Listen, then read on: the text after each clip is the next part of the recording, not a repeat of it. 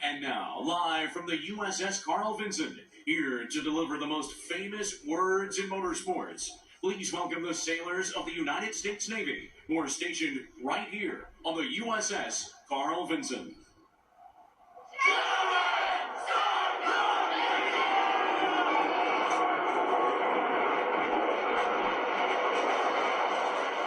America 250, Father's Day, and NASCAR at Naval Base Coronado. The wait is over. It's time for the race on the base. We are green in San Diego, California.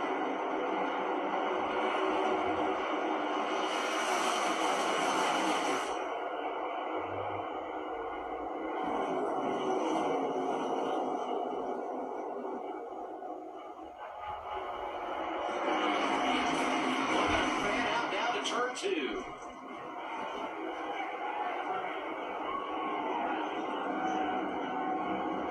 Best stock car drivers in the world proving why they are labeled just that as they cleanly get through turns 1, turns 2, working their way through turns 3.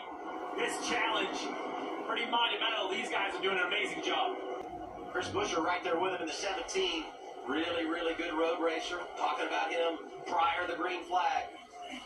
SVG able to get the early jump, has the advantage over Carson Hocevar. Carson grabbing a few spots right there, being aggressive at the start of this race. Some drivers will be real timid at the very beginning, running this first lap. Other drivers going after that, taking advantage and putting people in bad situations.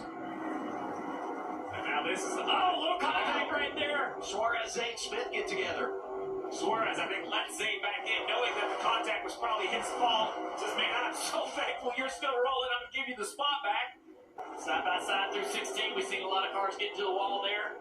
On corner exit, across the finish line, starting lap 2. Whew, that was only one lap. Are you sure? Felt like 5 or 6. I'm already worn out. Oh, no, Jimmy Johnson. That's some hard contact. It looks like the chicane.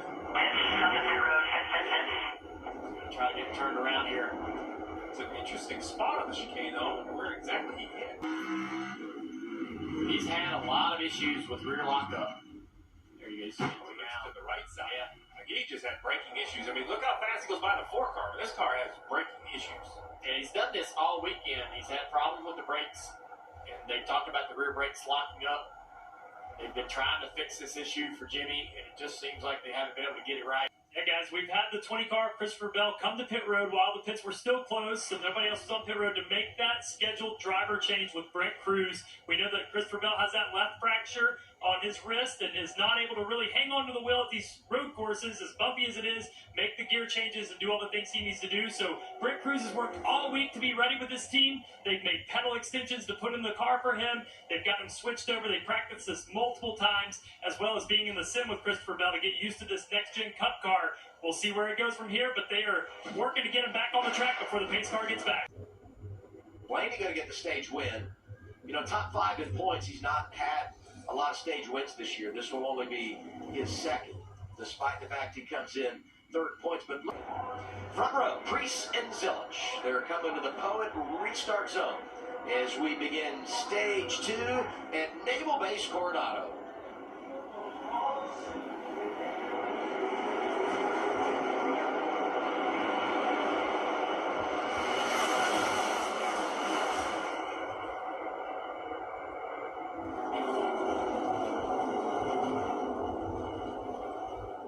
Zilich to the inside here. Into the braking zone on Preece. He's going to take the spot away. Zilich lost a ton of spots early in this race. See if they've got the bounce on that car a little bit better. His teammate charging as well. Orange and white, number 1. Ross Chastain up to 3rd in the running order. And I think back to what SVG told Corey and everyone at the desk when he said, I don't know how hard to run off the start. I wish I had someone in front of me, and now he has that. He has a rabbit in the 17 of Buescher that he... Oh, look out, there he goes! Contact, Buescher goes around, The track is and everybody's trapped. Look at this. Yeah, that's a scary part. That's at the round the corner of the straightaway. Everybody keeps going. That was yellow. I mean, we stay green. That's incredible. I didn't know it was possible. All of this happening, turn 5 to turn 6. Buescher's going to block left. Does SVG get to run right here? He gets a little bit of momentum headed toward turn 4. He looks left. It sends the 17 really shallow into that turn. He's going to slide up the racetrack. SVG's going to stick the nose in there. Man, issue on the racetrack in 12B, the 20 car. Looks like he's blown the engine in this car here. This will be a yellow. We'll see if anybody tries to jump the pit road up. Start out. Brent Cruz running his first handful of laps in this car, replacing Christopher Bell after a few laps in stage 1. They're all good. It just goes through all the gears like neutral. No, I don't believe that was on the driver. It looked like it was in gear and the thing just starts to free spin. Perhaps broke. It looks like it's out the pipe, so like maybe he had a transaxle failure that then led to an engine issue because it over-revved as he was trying to find a gear. But I didn't see anything on there that was saying it had anything to do with Brent Cruz. It looks to me like something just gave up. Zilich and Hill. They're in the public restart zone. Great restart with Austin Hill here. Even. Now we're 3 wide. SVG to the outside. How's this going to work out? I'm quite curious. SVG hangs on in his spot. He takes it off the wall in turn 1. Big crash here on the restart.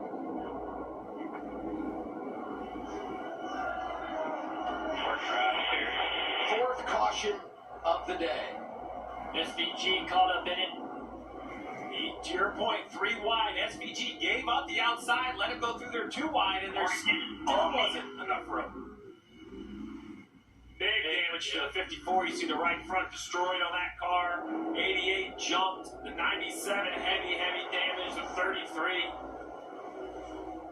Guy that won yesterday. Guys that we feel like no doubt had an opportunity, maybe the favorites to go out and win it today. All wrecked here on a restart halfway through our second stage. Right on board with SVG. 33 just misses the corner a little bit. Contact with the 88, and they're all really alone for the ride at that point. This is with Zilich right here.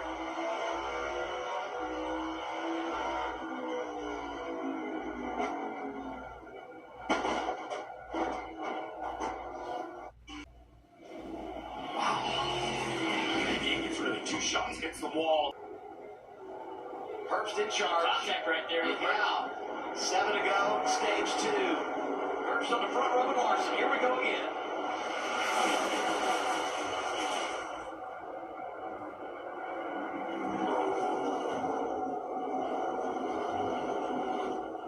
Larson falls back to 3rd. Zane Smith through to 2nd on the restart. Logano mixing it up with Suarez. Corey Heim right there in the 67. To the inside here, down into turn 3.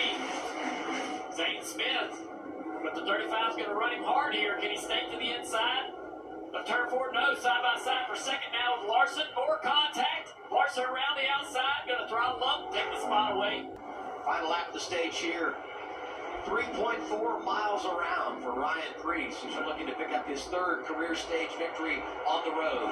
Bar struggling just a little bit here in his final couple of laps. He lost the spot to the 17 just there, and now Blaney to the inside. He's been driving up through the field fast all day long in this 12 car. Possibly a guy who sees himself as the one to take the win today. Good pace in this 12. Came in 19th in the standings, 33 below the chase cut line. 19 stage points today. 2nd stage victory of the campaign for Preece. First is 2nd. That was tight there for 3rd. Busher gets Allmendinger. Blaney ends up in the top 5. Trevor, Some cars right in front of you. Riley Herbst there coming down pit road. He is the only car that has 2 sets laying in the pit still. Steve, I know you like that. He's coming down, going to get 4 tires now and get some adjustments on this 35. Pretty happy with his car so far, though, Marty. Carson Hosevar, middle of your screen, said the track certainly changing quite a bit there in stage 2. He said, I felt like I heard the right rear maybe more than I did earlier in the race on that run. Meanwhile, Daniel Suarez on pit road. They're trying to diagnose number one this damage, but that damage, Steve, has also caused a little bit of an engine issue for Daniel Suarez, where they have told him, we cannot fix it here. You'll just have to finish out the race with him. An eventful stage one and stage two. And now the final run of the day. Going to be 33 laps to go when we go green. Treason Busher, front row, and Naval Base Coronado. Will the teammates sort it out through turn one? Oh, a little contact. Yeah, Gillen, a shove there on pre 60 gets away. That's a tough enough corner. You don't maybe help getting into that one. 5 around the outside into turn one, trying to get positions. I think he's going to get a couple of those fresher tires. Josh Berry around behind. Contact on the right front. I think it was 41 of Cole Custer making contact with Josh Berry. Big damage to the 21. Huge damage. Yeah. 21, goodness. Trying to recover, trying to get this car back up underneath him, but he's got a fast Corey Heim on his neck. You heard the radio, 90%, 12 laps to go. That's 40 miles. Oh, second down. Contact. His teammate. Yeah, Chastain, nowhere to go. Chastain. Teammates for Team Chevy getting connected in the chicane. Just right there. Absolutely, yeah. Contact from the 67 to the 77, right in the right rear bumper. And Chastain gets contact as well, trying to avoid, and slides into the 77 here. And here he is. I mean, you want to talk about the pressure. It is on. He was 3/10 quicker that last lap. And the closer he gets, Reddick sees it. Reddick's got that nice new HD mirror on that car, so he can see that car very clearly. Getting closer and closer. And as it does get closer, you push harder and harder. You start slipping. You start making mistakes. You start opening up the door and the opportunity for Corey Heim to close the gap even more. 3 to go. Down to turn 2. Oh, Reddick misses the corner right there. Heim's been waiting on. Heim spins the rear tires on acceleration. Heim is right there. Turn 3. Up to turn 4. Look at Heim going after Tyler Reddick. Contact, but he's going to have the acceleration and the inside line going into turn 5. How about this? He waited, then he pounced. Crossover, here comes Reddick. Inside turn 5. Oh, he pushes him wide. Heim's in the dirty stuff, bounces off the wall. Corey Heim, race leader from 5 to 6 with just over 2 laps to go. This is remarkable. Yeah, I wonder if there was any damage to glancing off the wall. Oh, the 45's had an issue here. Might have a tire down? Or did he just completely get into the dust? He might have jumped sideways. Oh, no, left front tire is flat. Boy, this is huge. 1 lap to go, sponsored by Credit One Bank. Corey Heim is leading at Naval Base Coronado. You talk about the difference in positions. Corey Heim, this is his 13th start in the Cup Series. His crew chief, Booney Barker, his 599th start. He has 2 wins on top of the pit box. What would it mean to 2311 to bring Corey Heim to victory lane? Last year, Heim wins the truck title, taking 12 of 25 checkered flags, and there were many days they didn't win, but had the best truck. Everybody universally believes this guy is ready for the big stage, but I gotta say, ahead of schedule, coming out, part-time ride, and doing this, remarkable the performance this afternoon. Stars born here today. It's America 250. It's a red, white, and blue paint scheme. And a young superstar is going to get it done. In his 13th career start, it's Corey Heim who will win at Naval Base Coronado.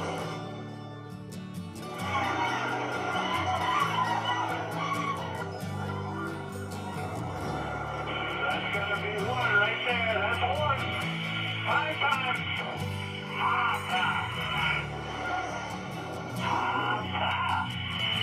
How good is Denny feeling now?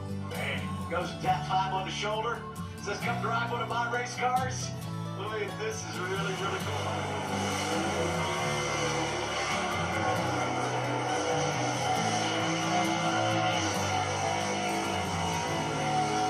10 wins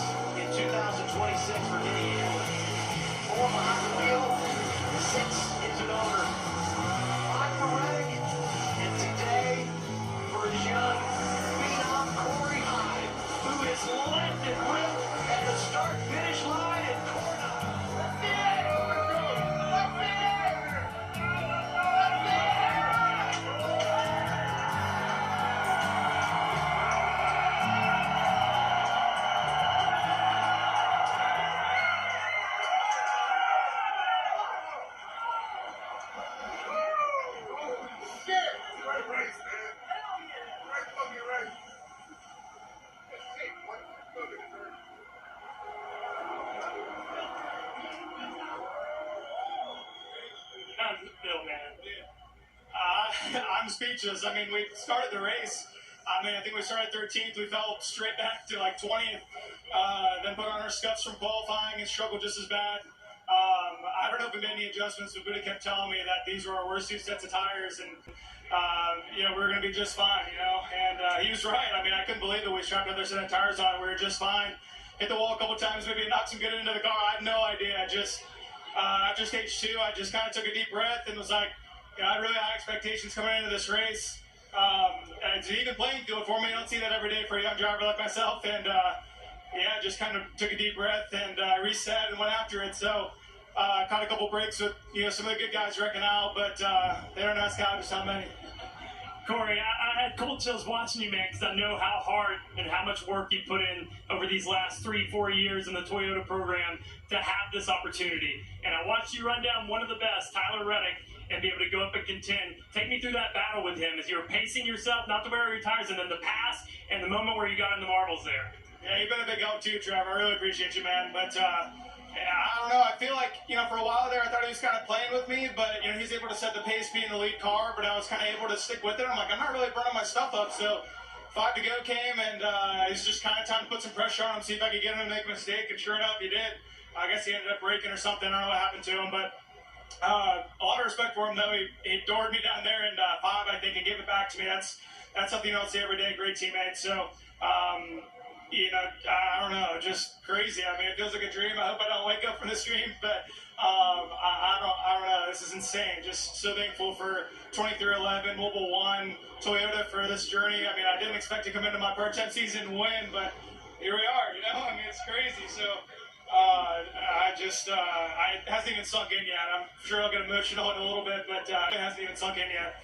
Take this in, Corey. It's a big one of the biggest ones that he could win here in Coronado at the Naval Base. What a great race for this 66.